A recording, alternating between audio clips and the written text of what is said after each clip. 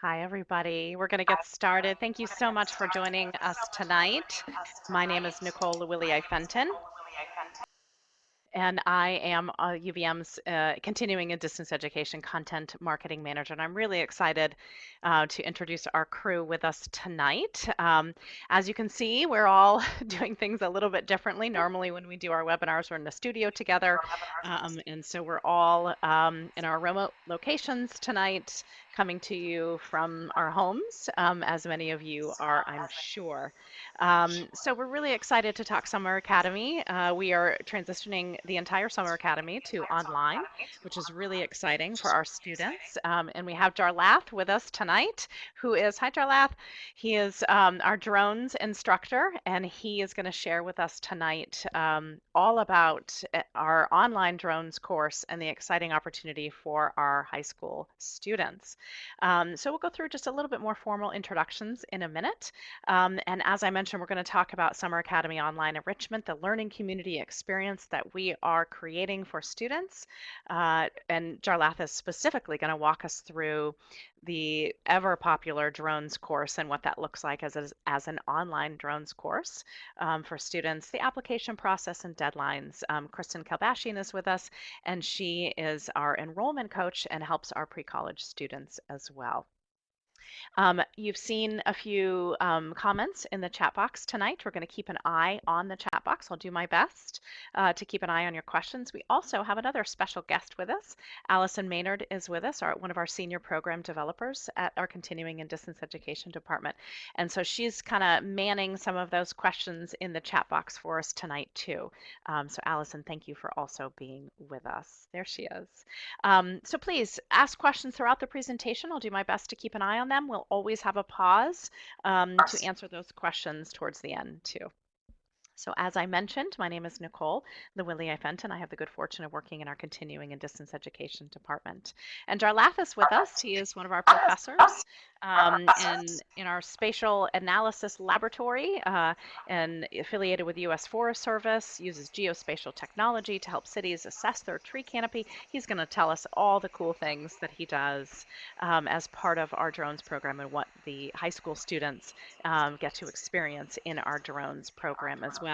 And we have a pretty robust lab on campus with undergrads too, so he can share some of those experiences. Thank you for being with us tonight, Jarlath.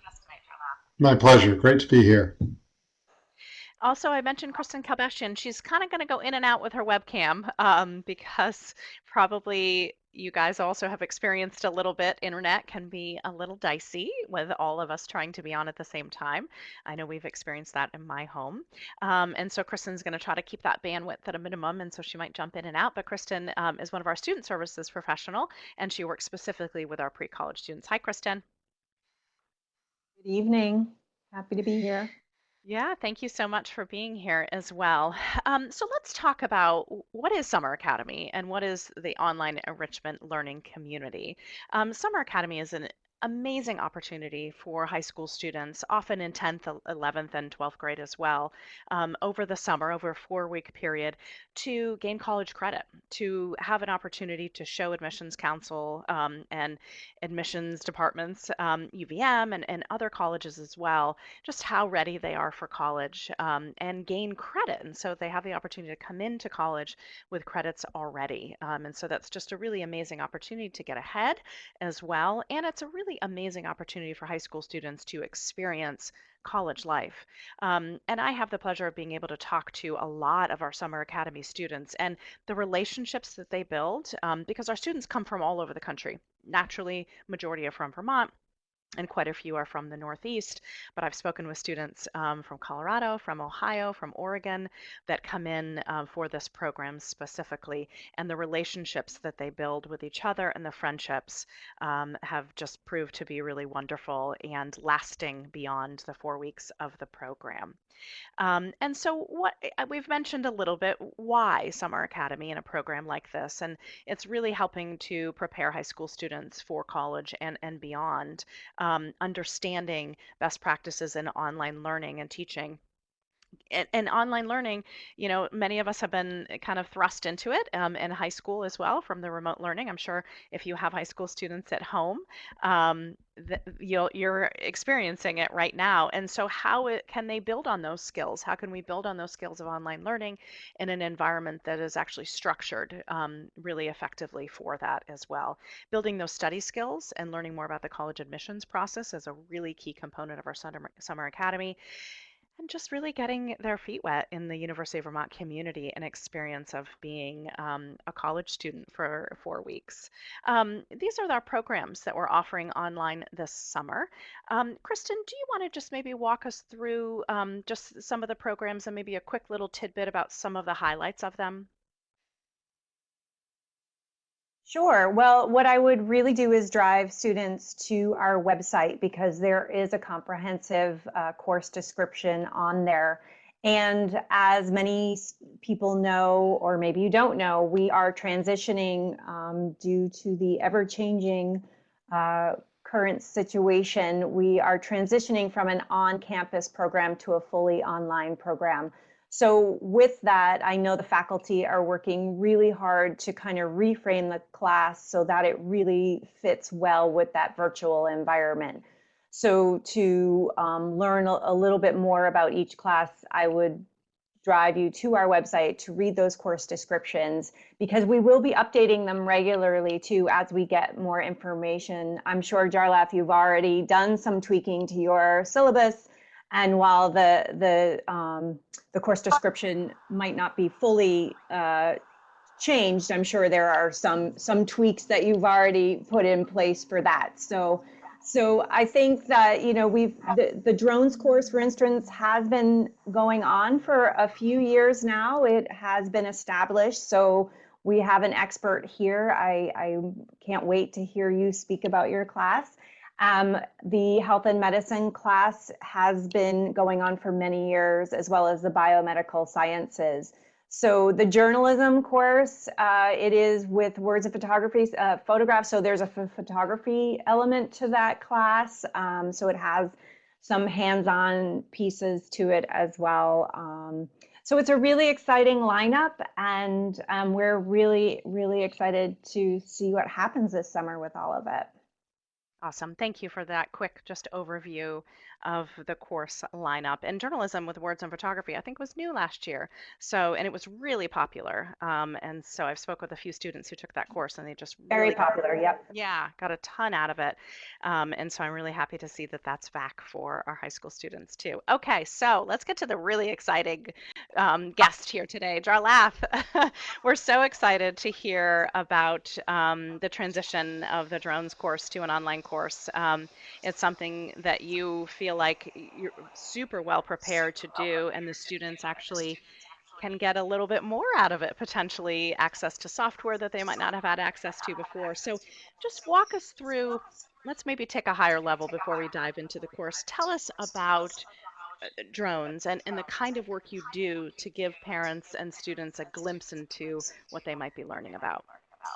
Yeah, well, this is a really exciting time to get interested in drone technology, and a lot of you are, of course, familiar with drones. Decade ago, right, we saw it with the military applications, and then more recently, you've been flying your drones, or your friends have been flying drones, or if you let your parents fly the drones, they may have gotten stuck in a tree. But what you probably don't realize is how we use drones for environmental mapping and how they can help us better understand our planet. And I got really interested in drones after we had Tropical Storm Irene devastate Vermont back in 2011, caused hundreds of millions of dollars worth of damage to the state.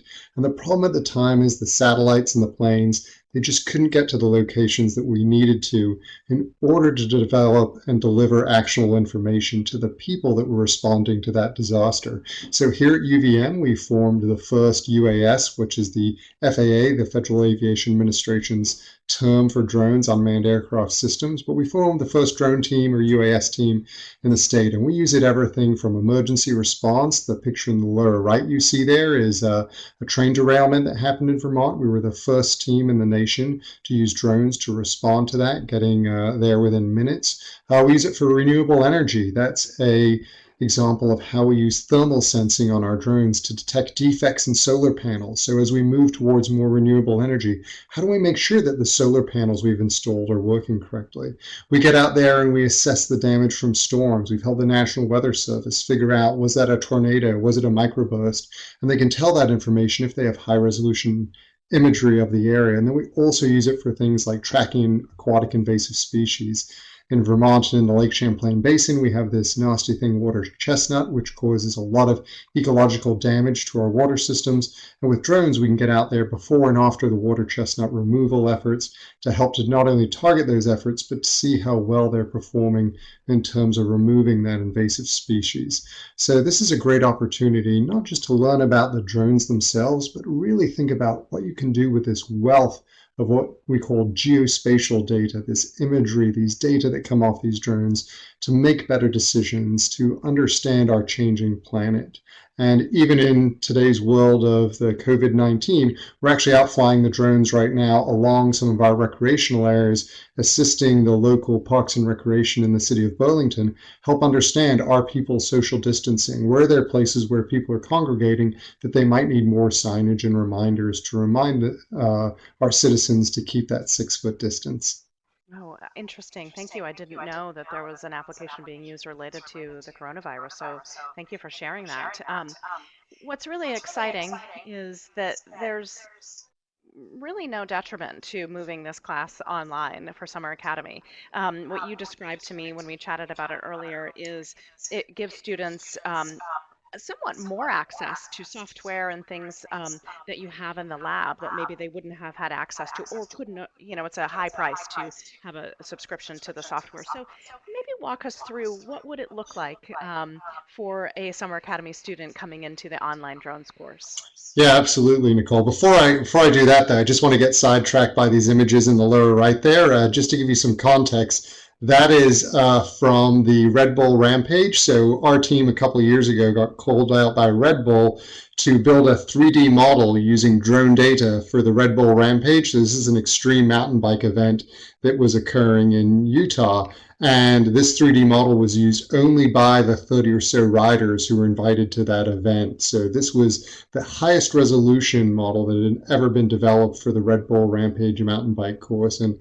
the team at UVM was involved in that. So we've done a lot of interesting projects. But back to the course, and you're probably wondering, right, how does this work online with drones? And typically when we run this, we get you out there, we do those flight operations. So in the virtual case, we're going to bring you along with us as we go out throughout Vermont and use our drones for various applications. That could be aquatic invasive species mapping, like I've discussed before. Maybe it's going out and doing a bridge inspection. We periodically survey the landfill in Vermont to track the changes there. We work with our renewable energy plant doing biomass assessments here. You're going to see lots of interesting applications as you follow along with us. But I think what's even more interesting than just flying the drones is what we can do with all the data that comes off of it. And although drones are small, the data that they can produce are big. And as part of this class, you're going to get access to some really high-end software, tens of thousands of dollars worth of software. And you're probably wondering if you need a fancy computer to do that, and you don't. You can use your Chromebook, your Mac, your Windows PC. It doesn't need a lot of processing power. And we're going to set you up with virtual desktops and web-based applications so you can tap into all the exciting resources that our students have here at UVM. So you're going to learn techniques like digital photogrammetry. How do you go from acquiring hundreds of pictures that a drone captures to some of the cool maps and 3D models that you see here? How can we share that data with others? How can we build web apps so that if you fly an area over time, you can swipe back and forth and see the changes? Doing geospatial analysis, right, and image analytics, bringing our data in, understanding things that you may have learned in physics class, like the electromagnetic spectrum, or perhaps you learned how plants reflect different wavelengths of light when they're stressed. You're going to be able to apply that theoretical knowledge to real-world applications using some of the fancy sensors and software that we have. And then finally, this really gets into critical thinking. It's probably just think of drones as this technology and flying around, but when we get out there and we do these missions and we capture these data, it's really about putting all these different skills together. And some of it comes sort of from the engineering side, and there's stuff from the plant biology side, and there's stuff from the urban planning side. And how can we bring together this information, our knowledge of drone technology, and to make use of the fancy software we have to help people make better decisions. And we're so excited that you'll be able to join us for this. I think it's a lot of fun. I teach a bunch of classes, and this one is always the most enjoyable. And if you wondered, with all this knowledge you've been gaining in high school, where can you apply these things to help solve problems? I think this class is for you. And it doesn't matter if you're perhaps more of a techie person and you come from a computer science side, or maybe even if you have more of an artistic or design background, there's really something for you in this class. And we see people that with the hardcore computer programming skills, they have certain advantages, but those of you that have good design skills and understand presenting information and making it clear for others, this is really a nice opportunity to showcase those abilities. Awesome. Thank you so much, Darlath. That sounds super exciting. Um, Walk me back, though. You and I talked about this about a week ago. What if a student doesn't have a drone? Would that cause a little bit of a disadvantage for the student joining this class? No problem at all. So we'll be going out there. We'll be filming us doing our drone operations. So you'll get to, it's like you'll be with us with some of our videos. And then at the same time, you'll get provided with the raw data that comes off that drone. And then you'll be given through the virtual desktop technology we have at UVM, you'll be given all the software you need to process those data. Now, if you happen to have a drone, that's great, and we'll work with you so that you can go out and do your flight missions and maybe capture some data. I think what'll be fun if we have some students that do have drones, perhaps we can get some data from different parts of the country and different areas and get that up and change our curriculum around a little bit so we can share those data sets and work with them together. Oh, what a really cool opportunity. From your perspective of working with high school students over the last couple of years in Summer Academy, what do you see as the advantage for high schoolers to take part in a pre-college program like this? Yeah, well, one of the reasons why I really like this class is we get to dive into it and we get to interact on a day-to-day basis and for a lot of time. So this is really an opportunity to get an in-depth course that is sometimes challenging to do regardless if you're in high school or college. And I think it really gives you a good survey of this broad field of geospatial technology. And a lot of you have probably seen things like the COVID-19 maps that are out there right now. Geospatial technology is powering that. Google Maps that's on your phone, geospatial technology is powering that. And with drones, we get to understand is how that imagery is created that we see in Google Earth and Google Maps, how it's processed, and then how we extract information from that to make decisions. And this stuff is fundamental to how we operate as a society nowadays. And with this class, you get that hands-on experience. And I'm really excited with not just me, but the rest of our team here at UVM that has years of experience using drone technology. Awesome. Thank you, Jarlath. I want to sign up for it now. There's an adult drones class as well. So if there's parents on the line that are intrigued as well, we can talk about that at another time. Thank you, Jarlath. I'll pass over to Kristen for just a second. So let's talk about some of the logistics. There's a really exciting opportunity for pre-college programs here in Vermont where high school students in public high schools can take advantage of dual enrollment. Kristen, can you walk us through dual enrollment? You always say to me it's a little secret almost, which it shouldn't be. It should be an opportunity that parents and families take advantage of in Vermont. Can you walk us through what that is and how folks can take advantage of that with Summer Academy? Sure, absolutely. And yes, I did move, so the background behind me did not just miraculously change.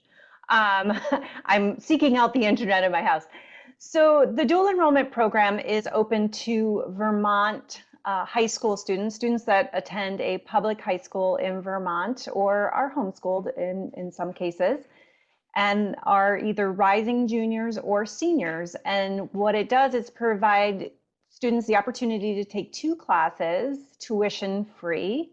UVM is one of the colleges participating in that, and you can use these dual enrollment vouchers for the Summer Academy tuition portion. So that's really exciting. The only thing you would be held responsible for are the fees, which every course in every university holds a comprehensive fee. So it would be a minimum about $30 for the comprehensive fee, and then each course has its own lab fee or materials fee, and so that is just a little bit of an additional, but it's still a significant savings with the fact that tuition is free. So Absolutely, it is. yeah, Yeah, and if you, sorry, go ahead. no, I was going to say, and then walk us through if you're not able to take advantage of the dual enrollment, what is some of the other pricing that we're seeing here? Well, hopefully you aren't able to take advantage of it because you've already used them. um, but otherwise, students in state and out of state are eligible for the 50% tuition discount. So the courses for high school students across the board, whether it be Summer Academy or others, is at a 50% discount. So that right there is another reason to not, another reason to take advantage of these opportunities as they're presented to you while you're a high school student. And so we were just looking at some of the costs there for in-state tuition and then switching over to out-of-state tuition, which still reflects the 50% savings. Yep, exactly. Let's talk about the process to apply. Application is live on our website right now. How long does that typically take? What could parents and students expect as part of that process? Sure. Well, it's actually a multi-stage process, so it is not as simple as just logging in and registering for a course, but it is still pretty streamlined. We have an application, as Nicole said, on our website, so students will complete that part, and then a parental approval form will go out to the parent that you identify on your application. Once the parent completes their parental approval form, it comes back to us and is sent to the registrar's office for processing. So it can take, I mean, depending on how quick things go with the parental approval, it can just take a few days. So, but oftentimes we know email things get lost, so there may be a little bit hiccup in that process. But if there's any delay that you're concerned about, you can always reach out to me and I can make sure there's nothing holding it up. As part of the dual I enrollment will say, process. Yeah, go ahead. I was just about to say, the dual enrollment, getting a voucher can take some time. So that is actually the first step in the process. If you are a Vermonter who wants to use a dual enrollment voucher, the first thing that you'll want to do is go onto the Agency of Education site and get yourself an account so that you can go in and request a voucher for these particular classes. Your guidance counselor will need to approve the course, and then once you have a voucher, then that's the point where we say go ahead and complete your UVM application for Summer Academy, because then you'll have all of the information, all the pieces that you need to move you forward quickly. Awesome. Great. Thank you. You and I were thinking on the same wavelength on that one because I know the dual enrollment takes a little bit of time. We do have a great question from Rose. And I don't know that we've had this question, so I'm really curious of the answer as well. Rose says, regarding dual enrollment, can you still use your dual enrollment voucher if you're a Vermont resident but attend high school in New Hampshire? I do not think so, but I always recommend reaching out to the Agency of Education. It may be because you have to attend a high school in New Hampshire.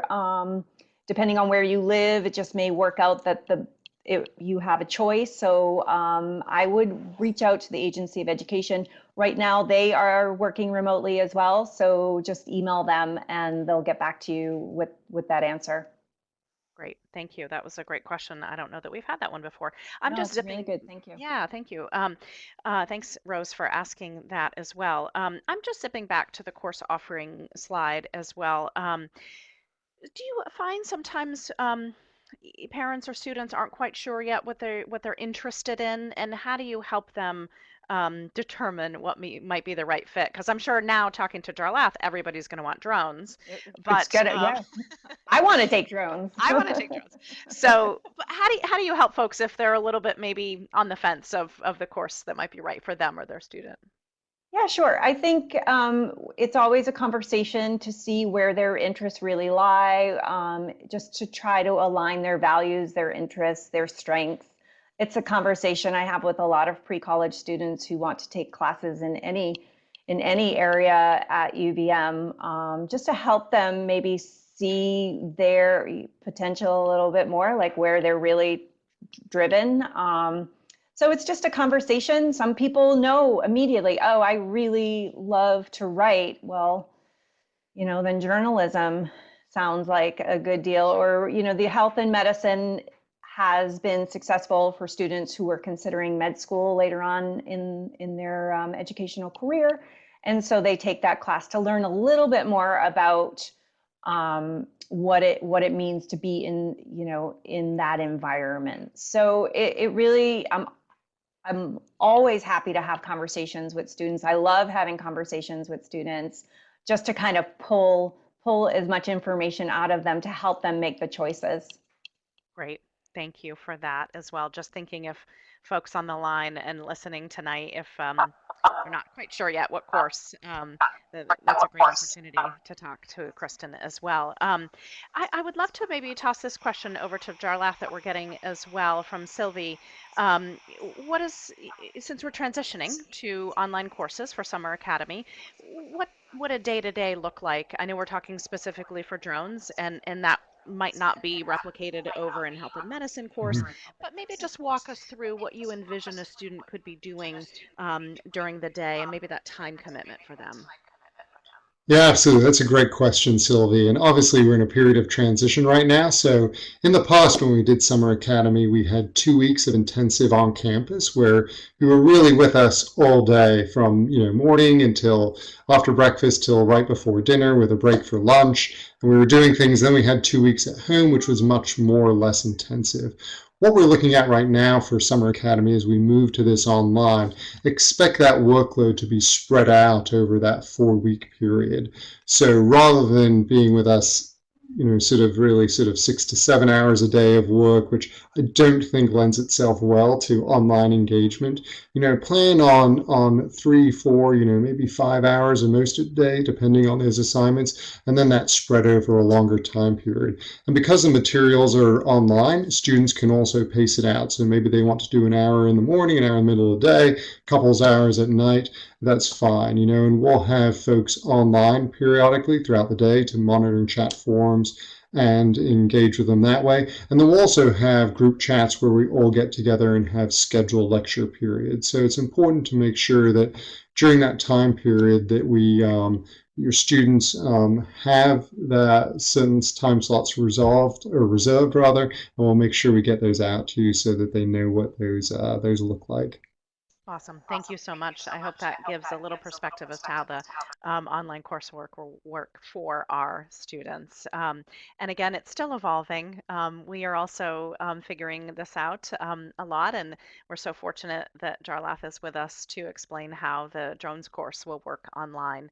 But I suspect he hasn't figured out all the pieces yet. And so our website, as Kristen said, is really a great resource to be learning more. And as we develop more information, we'll be keeping that updated.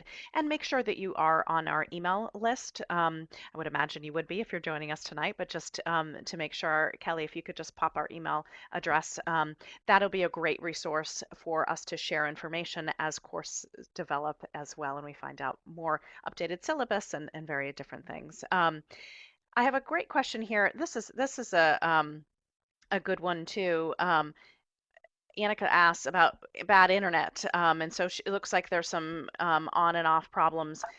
Would there be the same problems with an online course at home? And I would imagine, I think we're all expanding the bandwidth and testing everything to its maximum capacity as we all move to remote work and remote coursework. And so the good thing is it's hard to predict. We're talking in July, and so it's hard to predict what will happen tomorrow, let alone several months from now. But hopefully there will be less of a draw, and online courses will be a little bit easier. Any Jarlath or anybody else have any thoughts on that as well? Sure, yeah, I can give my perspective because I had to move to teaching my Geographic Information Systems Technology course to online very rapidly this semester, much like many of you have moved to online rapid education. A lot of things we do, we put our videos up on YouTube so you can watch them at any time, and we curate those. When we do lectures, for live lectures or anything like that, we make sure they're recorded, and then those videos get posted online because we know that these things get interrupted. When it comes to access to your software, you're going to be using virtual desktop, so you can tap into something that is a fancy computer just like your computer. So you will need internet access, but the good news is that a lot of those technologies allow you to be a little bit more flexible in terms of when you can access the content, and also their technologies, things like YouTube, right, which will adjust the quality of the video depending on your internet speed. So I hope that gives you some peace of mind, Annika, on how we can work with you to make this successful. And I think one of the big takeaways is the flexibility. What Darlath has been talking about is perhaps it's an hour in the morning of checking in and doing some of the assignments and then jumping back on later in the day. So the beautiful thing about online coursework for high school students, for adults, for undergrads, and everybody in between is that flexibility that you can have to do your coursework. So hopefully that will help to answer that question for you. So I'm just gonna, I see that we're kind of slowing down on our questions here. Happy to answer anything else tonight, either about dual enrollment. Yep. Oh, Can I Kristen address has. something? Kristen. Yep. I am seeing a little bit of the chat, and I did want to address that if you have applied already and you have not heard anything, there was a point just within the last week or so, I think that I stopped with the admission portion of the application just because we knew some things were happening. We wanted to have a full idea of the changes that were coming down. So I didn't want to admit people under the pretense that it was the program that they applied for. So we wanted to just be mindful of that. So if you're in the pipeline, just reach out to me and we can go from there. Just wanted to, you're not forgotten. I just wanted to do it intentionally. Great. Thank you for that perspective as well. And thank you, Allison, for jumping in and answering these questions for us, and Kelly and Foster and Eric, the whole crew that are behind the scenes that we're not seeing here. But we really appreciate all of your time. So hopefully that answers some questions for you and gets you really excited about Summer Academy Online at University of Vermont this summer. As Kristen said, applications are being accepted. As things continue to evolve and we are adjusting syllabi and more information for how the online courses will work for Summer Academy, we'll keep that website updated. And please do send us an email if you have additional questions. Kristen's always happy to talk about Summer Academy and pre-college courses. And keep an eye out for our emails as we continue to learn more and evolve. Summer Academy will continue to communicate that out to everybody. Thank you, Darlath and Kristen, for being with us tonight. Really appreciate your time. My pleasure. All right, thank you so much. We'll sign off. Have a great evening, everybody. Thank you, Allison, and everybody on the back end, and have a great night. And hopefully we'll see all of you or your students at Summer Academy this summer. Have a great night.